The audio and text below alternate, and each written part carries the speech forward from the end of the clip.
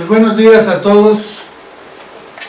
Comenzamos hoy un tema muy especial, tal vez muy adecuado para el tiempo.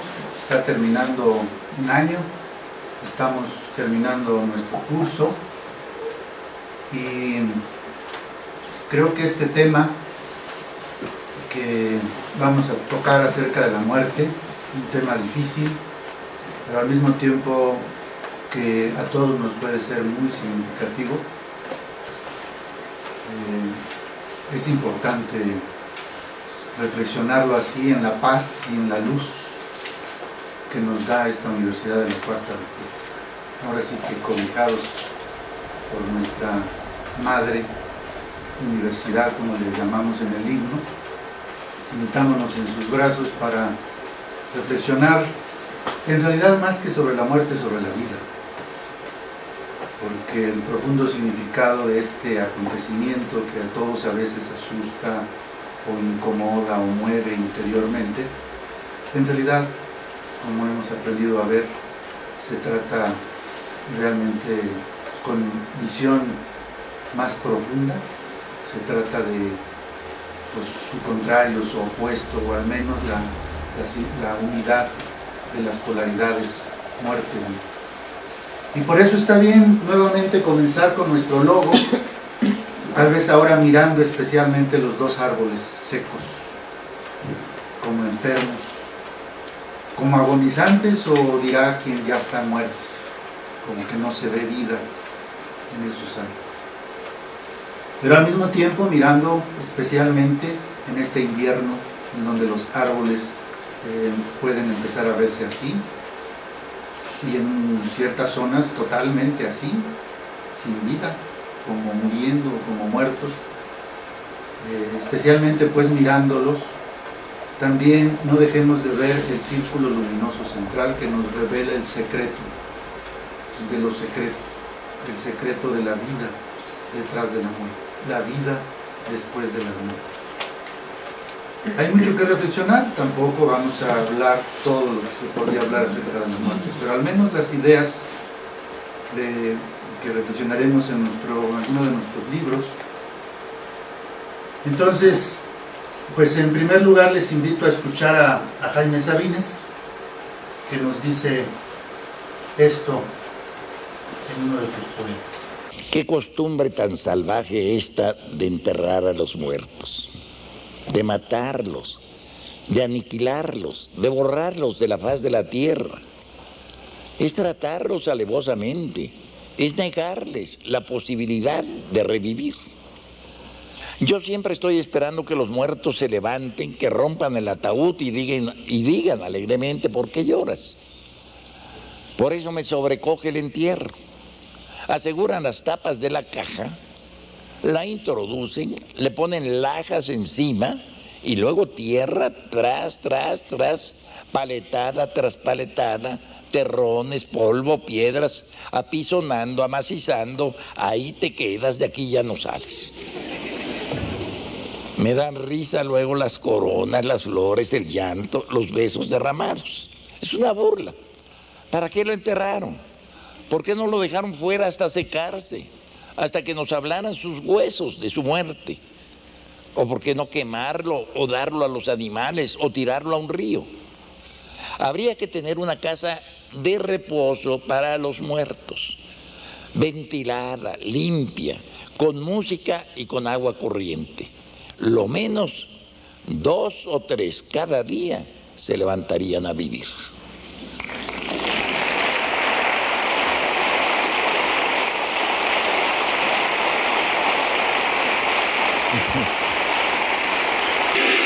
Pues, ¿qué les parece el pequeño poema de Sabines? Supongo que como a mí, pues el arte siempre dice cosas muy serias, muy profundas, y nos hace pensar. Aquí les pongo pues parte de lo que él dice para que penetre hondo. Qué costumbre esta de borrar a los muertos de la faz de la tierra. Lo dice con un tono de queja, ¿no? Como si precisamente somos nosotros los vivos los que estamos quedando vivos por lo pronto, borramos a los que se adelantan de la faz de la tierra. No es que realmente murieron, es que nosotros tenemos esa sensación de que están muertos. No es la sensación primaria que estén vivos. Pensemos en nuestros difuntos. Entonces Sabines expresa algo dentro de nosotros que se niega a aceptar un hecho en cierto modo falseado acerca de la vida, de la verdadera vida. Pero también señala en su queja, como una denuncia fuerte, que tal vez somos nosotros responsables de que los muertos estén muertos. No les permitimos la vida, en cierto modo. Si recuerdan el tema, si han leído, porque creo que no lo hemos visto aquí tal cual, pero el tema del libro 2, el arcano de la conciencia psíquica, hablábamos de los ángeles. Es un tema que no deben perderse, entre tantos que diría lo mismo. En ese tema decíamos que, por desgracia, los ángeles están limitados a que el hombre, cada ángel de la guarda, cada ángel custodio, está limitado en su actuar. Si el hombre no se lo permite, es decir, más que permitir, si el ser humano no le pide a su ángel que le custodie, que le guarde, que le ayude, entonces está atado de manos el ángel, porque respeta por sobre todas las cosas la libertad humana. No puede actuar sin consentimiento. Pues algo semejante siento que dice Sabines acerca de la muerte. Es en nuestra conciencia, el poder tan soberano y maravilloso de nuestra conciencia, el que efectivamente hace que los muertos sigan muertos. Y entre más pasa el tiempo, más están muertos para nosotros, porque no los recordamos, porque no los hacemos presentes, porque no nos damos cuenta que un día nos ocurrirá lo mismo a nosotros. Estaremos muertos sobre todo porque morimos en la mente, en el corazón, en la voluntad de cada uno de los que nos han conocido. Es negarles la posibilidad de revivir, dice. Otra vez, es duro decir, pero hay que reflexionar. Puede sonar a chiste poético, ¿no? De hecho, la gente en el auditorio se ríe de lo que dice, y sí, causa risa porque sorprende esta manera de ver. Como seguramente les han ido sorprendiendo muchas maneras de ver que se plantean en esta universidad de la Cuarta. Sorprenden, pero al mismo tiempo, cuando reflexionamos más profundamente, percibimos la verdad honda de ciertas cosas. Como estoy seguro que este tema les va a iluminar mucho, aunque después se les olvide, o se nos olvide. Igual que estamos seguros de la vida eterna, la mayoría o todos aquí presentes, y sin embargo, se nos olvida. Haciendo conexión con los temas dichos, el de la conciencia psíquica y este tema acerca de la muerte, pues da la impresión entonces que tal vez nuestros difuntos son como ángeles que no pueden actuar. También en muchas espiritualidades, yo lo he recalcado casi siempre que he hecho una celebración de exequias de difuntos, recalco el hecho de que nuestros difuntos siguen no solo vivos como en cierto espacio que no tiene que ver con nosotros, sino tienen el potencial, sobre todo aceptado y decidido por nosotros, de cuidarnos como los ángeles, de ayudarnos como los ángeles, y especialmente porque nos han amado, o han sido amados por nosotros. Entonces, si en nuestro ángel de la guarda no le decimos, ángel de la guarda, dulce compañía, no me desampares ni de noche ni de día, ni siquiera una vez al día, pues ¿qué vamos a decir de papá o de mamá o del hermano, la hermana, el pequeño que se nos murió, o lo que sea? Son ángeles a los que podríamos convocar.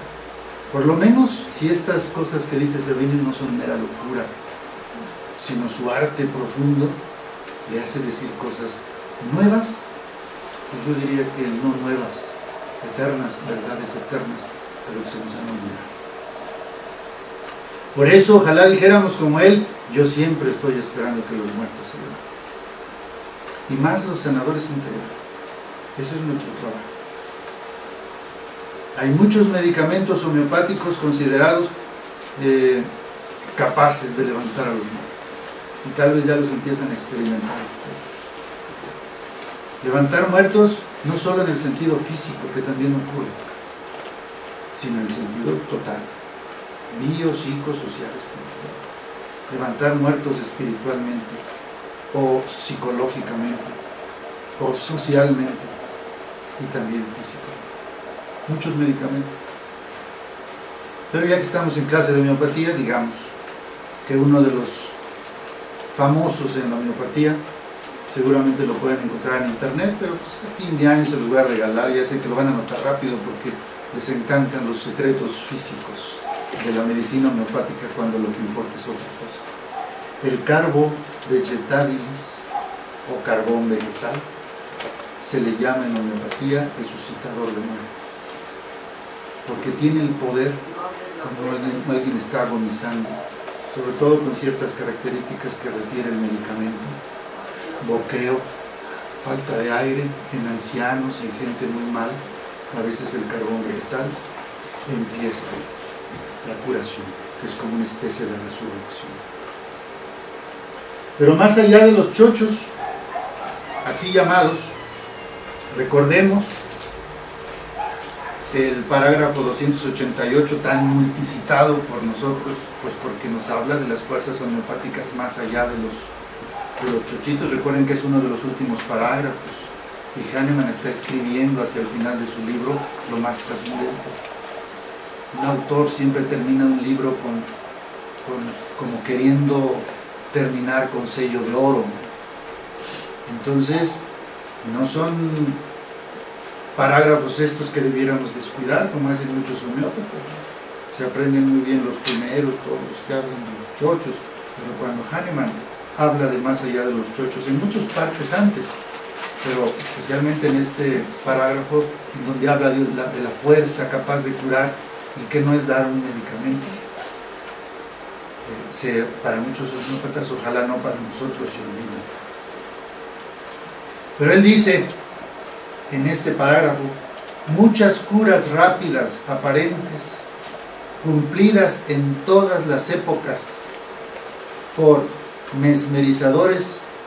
En aquella época se usaba esa palabra, yo diría hoy, con el permiso de Hahnemann, muchas curas rápidas aparentes, cumplidas en todas las épocas por sanadores integrales, dotados de un gran poder natural, fueron de esta índole. El efecto del poder humano transmitido a todo el organismo por obra de la poderosísima voluntad simpática de un hombre en pleno vigor de su energía vital, ha sido brillantemente demostrado en la resurrección de personas que yacieron por algún tiempo aparentemente muertas. De este tipo de resurrecciones, la historia registra muchos casos similares. El gran Hahnemann, el gran científico, hablando de estas cosas, pues ha causado en alumnos suyos pues un cierto rubor, como de vergüenza, ¿no? Los muy científicos. Y por supuesto, son parágrafos olvidados. Pregúntele a cualquier homeópata que conozca sobre el parágrafo 288, primero ni va a saber qué es eso. Pero háblenle, oye, Hahnemann dice que se puede resucitar a los muertos. Qué locura son esas. Hahnemann dice que el poder del pensamiento y de la voluntad, estaba viejito y estaba disvariando, podrán decir, ¿no? Pero bueno, respecto al tema, Hahnemann también esperaba que los muertos se levanten, porque era y es, porque está vivo, un sanador interior. Recuerden que en alguno de nuestros temas del verdadero médico, en el tema sobre la homeopatía integral del maestro Proceso, se hacía al final de ese tema. Estoy seguro que sí lo leyeron, porque ya las tareas de ustedes les habrán obligado al menos. Recuerden que dice: ¿y cómo yo puedo curar a mucha gente y no necesito de la homeopatía integral del maestro Proceso, de tanto duende que me están aquí diciendo? Yo tengo bastante éxito como homeópata y no soy así muy preparado, ni le hago mucho caso a Hahnemann ni al maestro Proceso. Hago yo lo que se me da mi gana. ¿Por qué tengo éxito entonces? Ahí me dicen que no es lo que haces, sino lo que eres. Que si eres santo, honesto, comprometido, entonces tienes éxito como homeópata. Entonces yo, que ni soy comprometido, ¿por qué lo tengo? Y ahí explicamos. Es que la homeopatía trasciende espacios y trasciende tiempos. Cuando un homeópata a un indigno, incapaz, ignorante cura, es porque están detrás de él como si estuvieran vivos, y lo estamos afirmando en este tema. Están actuando en bien de ese paciente a pesar de ti. Igual decíamos que los sacerdotes, la mayor su parte indignos en todas las religiones, actúan espiritualmente dando bendición de tipo sacramental, oración o lo que sea a la gente, aún siendo muy indignos y muy pecadores, porque el único sacerdote, el único pastor, actúa a través de él, en todas las épocas, en todos los tiempos, en todos los estados. Decíamos en ese tema, algo análogo ocurre con el sanador integral. Yo he dicho que ni soy, ni sé, ni puedo. ¿Por qué entonces a veces curo a la gente o provoco su autocuración? Porque a veces hasta parece, o es realidad, que ocurren ciertos milagros en mi consulta y con la gente que atiendo. O podrían preguntarse ustedes de mí. A pesar de no ser, no saber y no poder, es porque hay una esperanza, una confianza, hay una realidad de que los muertos están bien vivos, están levantados y están supliendo lo que hace falta. En la medida en que además les es posible. Recuerden que no pueden romper la libertad, ¿no?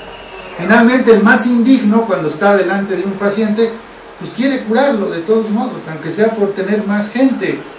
Entonces, hasta su perversión que pudiera tener, la mentira con la que esté manejando su vida como médico, ya no digamos como sanador integral, de todos modos hay un ser uno bueno, verdadero y bello que asoma cuando ve el dolor humano y dice: pues yo soy un pendejo, yo no sé ni qué hacer en estos casos, ni he estudiado lo suficiente, o estoy decidiendo dar chochos y al mismo tiempo dar otros medicamentos, contrario pues a los principios básicos de Hahnemann, y sin embargo me duele este paciente y quisiera que se cure. No puedo hacer otra cosa más que lo que hago, pero aquí estoy. Recuerden, como decíamos en el tema de la pobreza, y como estamos diciendo en el de autocuración, la presencia basta, el deseo basta. Tú te pones como en una situación de humildad que pide a los ángeles, o a los muertos, que son en cierto modo todos ángeles, les pide que se hagan presentes con su dignidad, que tal vez uno percibe que no tiene, su capacidad que uno percibe que no tiene. Entonces sucede. ¿Por qué les digo entonces que pues no se preocupen lo que están aprendiendo, lo que sienten que saben o no que saben, que se planten delante de su enfermo y que hablen con él y le escuchen y hagan lo que puedan? Aún haciendo inventos, mezclas y cosas. Porque pues, ¿quién de nosotros es puro en el sentido verdadero y profundo de ser fiel a los principios de la homeopatía y haber estudiado lo suficiente? Nunca es suficiente. Y poder tener la autoridad para ayudar a alguien. Al final, ninguno estaríamos listos. Entonces, con toda la paz y la confianza, uno sabe que los muertos se levantan. No es que espere. Aquí yo diría a Sabines, pues no es tanto yo que contigo espere que los muertos se levanten. Estoy convencido, al menos a la luz y en el aire de este tema, que los muertos están más vivos que nosotros. están aquí actuantes. Y como lo dije cuando di el tema en algún campus sobre el arcano de la conciencia psíquica, aquí estamos al menos doble cantidad de la que estamos. Porque hay un ángel o una angelita, yo les dije que yo tengo ángel, custodia, guardián, al lado de cada uno de nosotros. Felices y sonrientes por lo que ocurre, por la vida de cada uno de ustedes. Están para servirles diaria y eternamente. Cada ángel, sin contar con que puede estar aquí también otros seres espirituales que nos aman. Muchos de Dios mismo. Entonces, eso nutre la vida y la hace vida en lugar de muerte. ¿O no es verdad que sin estos pensamientos, sin estas convicciones, más bien parece que estamos muertos que vivos, ¿no? Y hoy, curiosamente, hay sensación de muerte en lo digo tal cual, santo recinto, en esta aula magna de la universidad. Se siente cierta muerte porque estamos más poquitos que nunca. ¿No será que eso también simboliza este tema? ¿No será que los que no están en alguna zona de su interior profunda se habrán quedado con las ganas de estar aquí? Porque prefirieron otras cosas.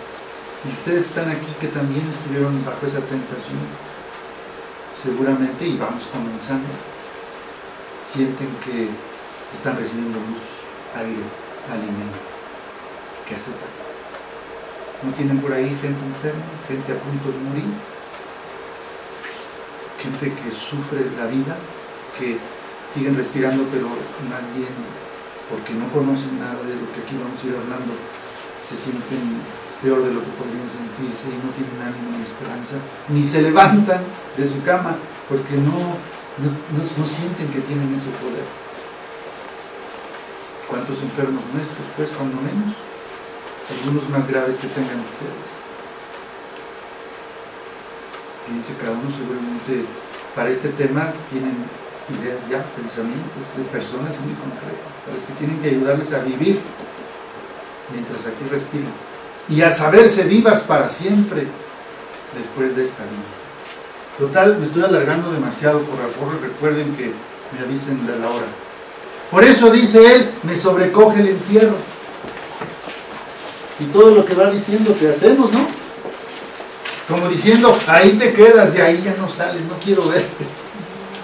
Ya te moriste, yo sigo vivo, tú no. Cuando tal vez a nivel al menos espiritual o más profundo que hemos reflexionado, leído, estudiado, sabemos que están más vivos los muertos que nosotros, pero es un saber que no se ha hecho carne y sangre, no se ha hecho voluntad. Y a todos nos pasa, a mí, desde que estoy diciendo, no crean que estoy acusándoles a ustedes. Yo tengo ya varios muertos, entre ellos mi padre, prácticamente no lo recuerdo. Son hechos. Pero tal vez hoy estos hechos cambien, se transformen y nos hagan a nosotros más vivos de lo que estamos. Habría, dice, que tener una casa de reposo para los muertos. Es una idea audaz, pero bueno, sin tener necesariamente que concretarla en ese sentido físico, pues sí, ojalá tuviéramos presentes a nuestros difuntos, en nuestra oración, sus nombres, en alguna lista que nos recuerde que están vivos, que están con nosotros, y que somos uno, y que no hay muerte. Termina diciendo, lo menos, si tuviéramos esa casa de reposo, yo diría, si tuviéramos esa conciencia, 2 o 3 cada día se levantarían. Yo creo que en el sentido real de los enfermos que se levantan, de los moribundos que casi se mueren y vuelven a la vida, resucitan, pero por supuesto más profundamente, esos que ya se fueron, cuando nosotros los recordamos y los hacemos presentes, les permitimos seguir vivos y actuando en nuestra realidad. ¿Cómo sentirnos solos si estamos poblados de una presencia de seres espirituales?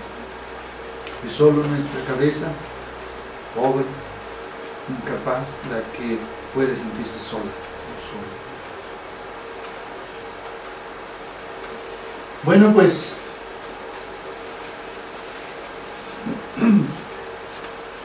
aquí, para reflexionar más profundamente, les presento este nuevo arcano que seguramente conocen, si han visto por ahí las cartas del tarot. ¿Cómo creen que se llama? La muerte. Y ahí está, para que lo reflexionemos personalmente. Yo estoy seguro, como a mí me sucede, que si ustedes dedican realmente tiempo a mirar la lámina y a dejar que les hable, con ese método que hemos propuesto, que nos enseña la papisa, reflexión intelectual, pero más allá de lo intelectual, reflexión moral, reflexión espiritual, memorias verticales. Entonces nosotros descubrimos mucha sabiduría que está como escondida en estas láminas del tarot. Algo de esta sabiduría es la que les voy a compartir y que estará en alguno de nuestros libros. Le podemos pues llamar a este tema el arcano de la muerte, pues porque la lámina de primera impresión pues nos revela, nos refleja esto. Ya sabemos, y adelanto de una vez, que todos los arcanos expresan las polaridades, así que para quien ya medita y ha meditado en algunos arcanos, sabe que entonces este se puede llamar exactamente como su contrario, el arcano de la muerte, y lo vamos a escribir más adelante. Se puede decir que es el arcano de la inmortalidad. Seguramente ya también comprendemos aquí en la universidad que la suma de dos árboles, muerte e inmortalidad, pues nos da un tercer término mucho más real y mucho más profundo. Existe la muerte en un sentido, pero en otro sentido existe, sobre todo, más profundamente, la no muerte, la inmortalidad. Así que mirando la lámina vayamos haciendo algunas reflexiones, después haremos directamente sobre lo que ahí se ve. Pero pensemos en un primer momento, les invito a meditar. ¿Cómo experimentamos nosotros externamente la muerte? Para conocer la muerte no basta una lámina, tenemos que partir, o al menos tener muy presente nuestra experiencia, no la experiencia de otros que está reflejada en una lámina. También ayuda, pero lo único que realmente vamos a comprender de cualquier libro, de cualquier clase o de cualquier lámina del tarot, lo que realmente vamos a comprender es lo que conecta con nuestra propia experiencia. Por eso, démonos cuenta que todos tenemos una primera experiencia de la muerte, en el sentido de que vemos que desaparecen del plano físico los seres vivos. Ya no está aquí papá, lo dejo de ver, desaparece. Digo, aunque sea porque lo enterré. Y por eso dice Sabine, es mejor que lo tuviéramos en una salita, que legalmente se pudiera, y que nos pusiéramos a saludar, hola papá, buenos días. Que veamos algo que a nuestros ojos físicos que nos permita recordar que está la persona viva. Digo, es más difícil mirar así como para el aire y decir hola. Uno de los argumentos de las religiones que usan imágenes es precisamente eso. Somos seres físicos, necesitamos ver algo concreto para recordar a lo abstracto, a lo intangible.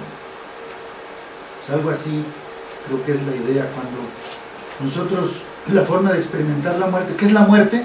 Sí, pues la muerte es algo que me desaparece a las personas, que ya no están conmigo.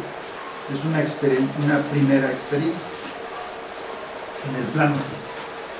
Pero lo más importante y que les quiero proponer en este tema es que hay también una experiencia interior de la muerte,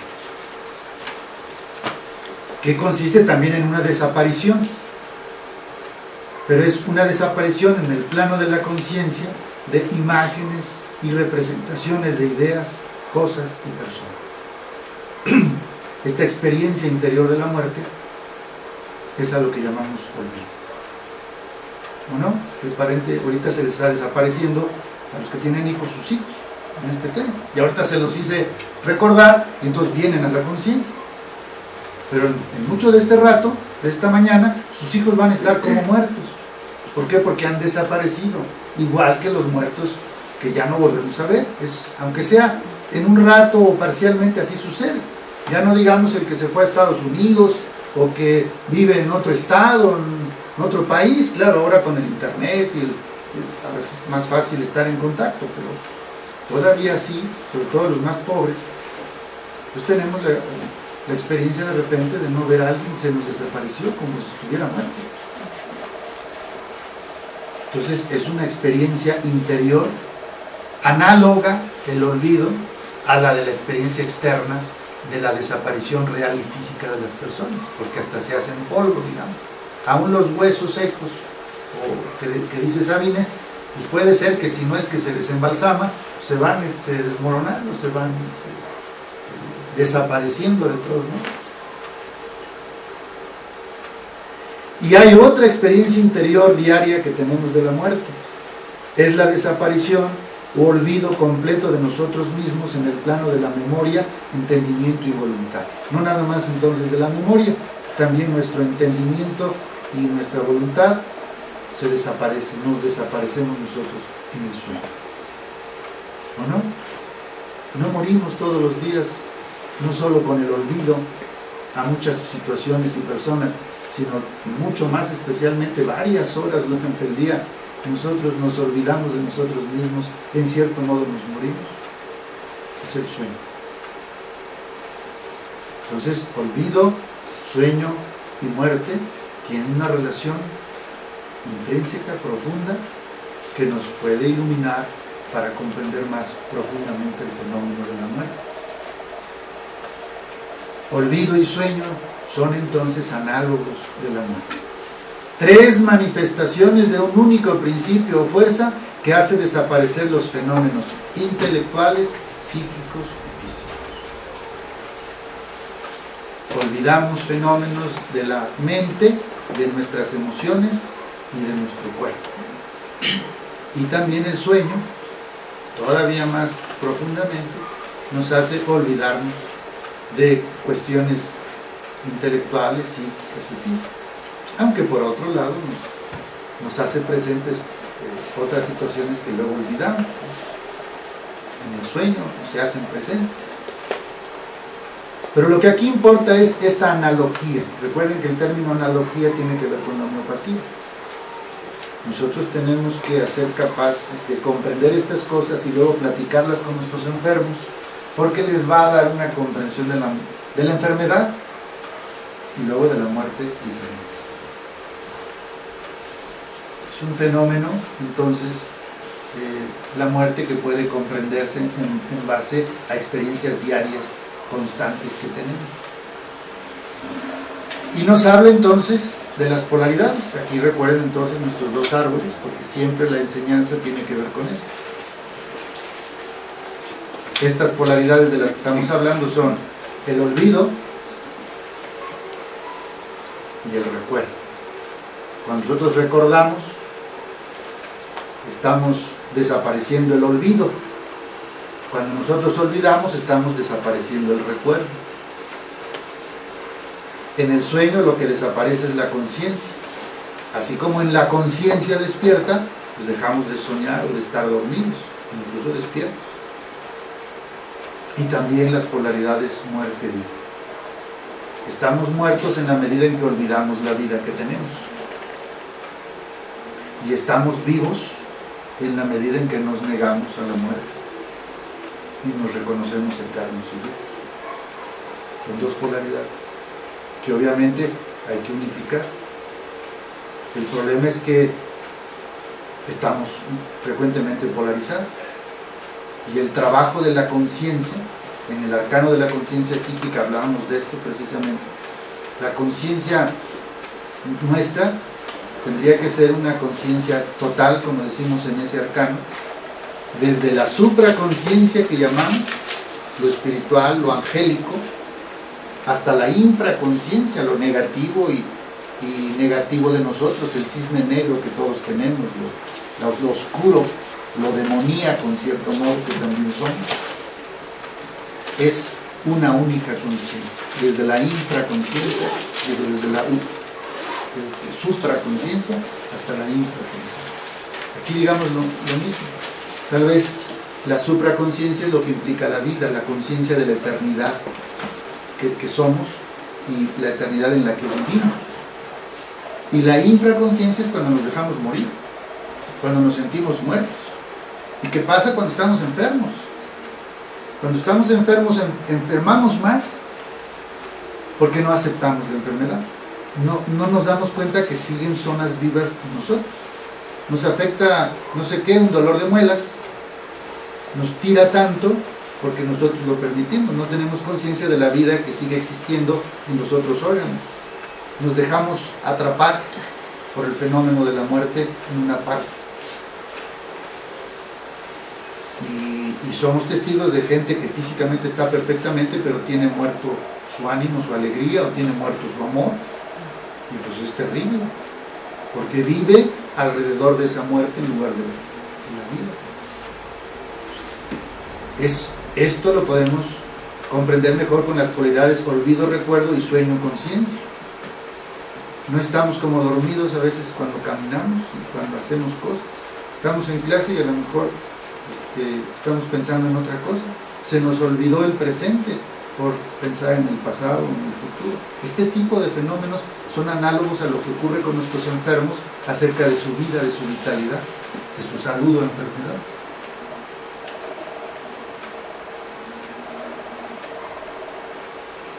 Entonces, profundizando, cuando perdemos el vivo interés que teníamos por algo, olvidamos.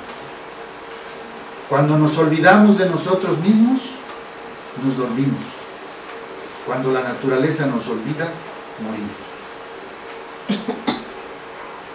En cierto modo, el texto parece decirnos, es tu decisión, es tu voluntad. Si tú decides perder el interés en alguien, se te olvida. Y en ese sentido se te muere. Es una experiencia diaria. En ese sentido, es bueno que nos sintamos un poco culpables, tampoco hay que exagerar. Nosotros matamos a nuestros muertos. Yo les decía frecuentemente estas cosas cuando hacía la celebración del día. De ustedes depende que este familiar aquí en el ataúd siga. Si algo pueden hacer todavía por esta persona, es permitirle que siga con usted. Y todos lo comprendían en ese momento, pero después seguramente, como a mí me ha pasado y a todos, se nos olvida. Pero estamos aquí aprendiendo a ver más lejos, más alto, más profundo. Estamos hablando de esperanzas que pueden ocurrir en nosotros, es hacernos conscientes. Lo que llaman los grandes iluminados de la historia, en cualquier campo, de la filosofía o de la física o de la espiritualidad. Los iluminados son gente consciente. En cierto modo tienen presente, sin olvidos, muchas cosas que son importantes. Por supuesto, por desgracia, tenemos que pensar que a veces tenemos vivo interés por cosas que tienen menos importancia. No se nos olvida el dinero, por ejemplo. Se nos olvidan más nuestros difuntos, nuestras personas amadas, que el dinero, porque estamos persiguiéndolo obsesivamente todo el día. En lugar de perseguir el amor, perseguimos el dinero. Y por eso trabajamos afanosamente en lugar de amar o ser amados. O en lugar de perseguir la alegría, perseguimos el dinero, o perseguimos bienes materiales, o perseguimos máscaras, apariencias.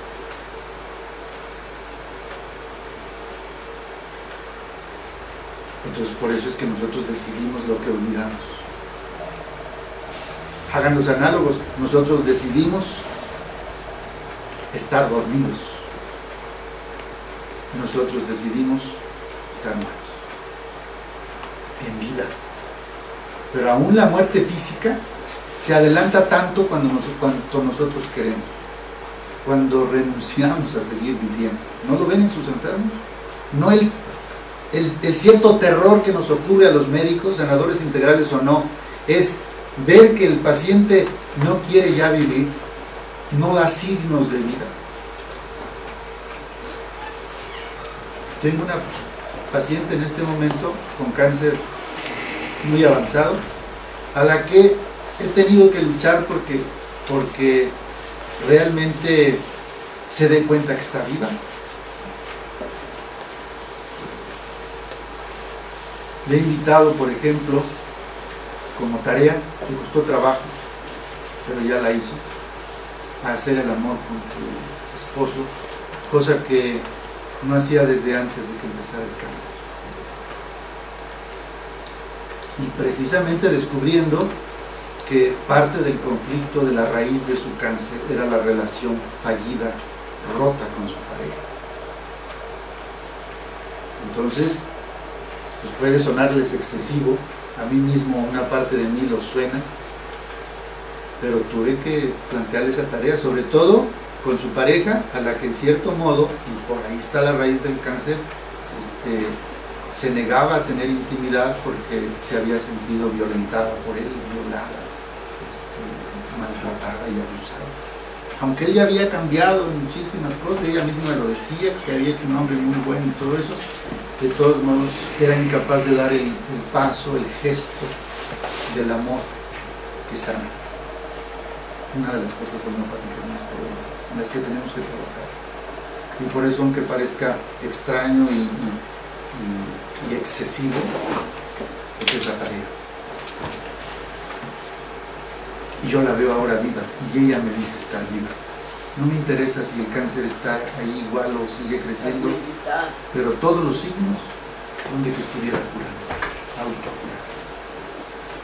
Es decir, ella se está convenciendo, y yo también, nos cuesta mucho trabajo a los médicos convencernos, somos los primeros que tenemos que estar convencidos de que ella está viva.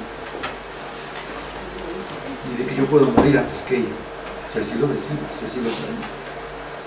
Aunque no se dijera que yo me han descubierto unos tumores ahí ya, que están por todos lados, con metástasis. Ella me dice, la veo sonriente, la veo fuerte, sin dolor, sin muchas cosas en las que llegó. Y damos gracias cada vez que llega diciendo, estoy aquí, estoy bien, estoy curada.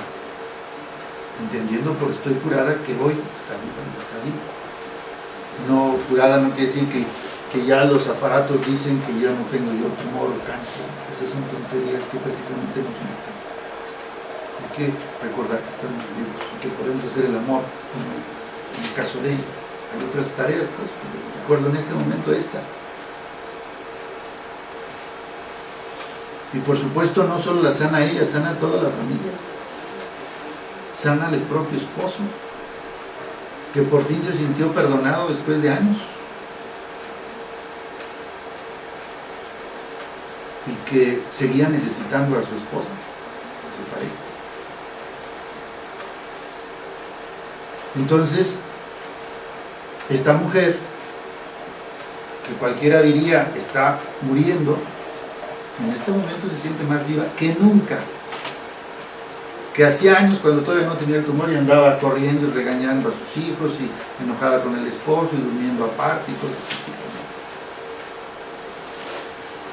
Muy digna, muy fuerte, muy capaz, pero durmiendo, olvidando el amor que les unió. Y no olvidando lo que habría que olvidar, el resentimiento, el enojo, y sobre todo, la lucha.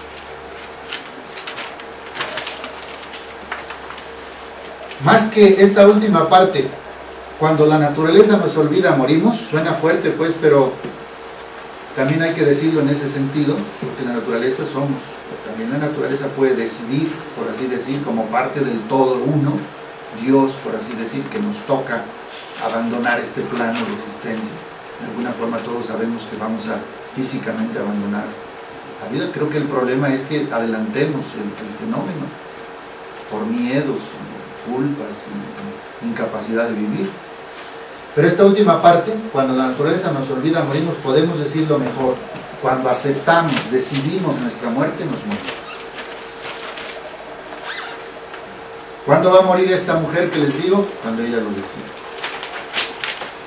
Pero ya no es que diga ella, es que deciden por mí, mi cáncer decide, algo que vino, me llegó, por quién sabe qué decide, ¿no? Es cuando tú aceptas. Y por eso tenemos que ser muy conscientes de que nuestros enfermos muchas veces llegan porque ya decidieron, están decidiendo su muerte. Dicen con su boca, con sus actitudes, que quieren curarse, que quieren vivir, pero nosotros vemos que no es así. Es más, no es que nos engañen, es parte de la muerte esa inconsciencia en la que algo nos dañó tan profundamente que decimos, ya no vale la pena. Eso dice la gente que se enferma de un cáncer, o de una diabetes, o de lo que sea grave. O dicho más profundamente en esta última frase, cuando olvidamos que somos eternos, nos morimos. Ese es el punto. En la enfermedad, sobre todo en la agonía, en lo grave, si olvidamos que somos eternos, entonces ese viene por abajo, todo el ser integral y por lo tanto el físico. No quiere decir que con eso vamos a vencer siempre a la muerte y a resucitar, pero sí tendremos seguramente más años, si en el plan de Dios y del cosmos, o aún el Dios y el cosmos pueden modificar los planes de acuerdo a nuestra libertad. Esa es la maravilla maravillosa de la libertad. No hay un plan en el sentido que los filósofos explican como un destino implacable. Es que tú vas a morir a tal edad. Mentira. Por eso es que, aunque vibro con las ideas del 2012 y de tantas, por ejemplo, en la espiritualidad católica surgen frecuentemente muchos que hablan del fin de los tiempos, etc. Hay muchas ideas en el sentido de que hay tal fecha. Claro, otros son más estrictos en eso. No. Sí, pero no. Es decir, somos libres, somos soberanos y tenemos poder para cambiar las cosas, para cambiar a Dios y sus planes. En ese sentido es que, si no olvidamos que somos eternos, siempre todos podemos vivir mucho más. Descansamos un momentito y continuamos.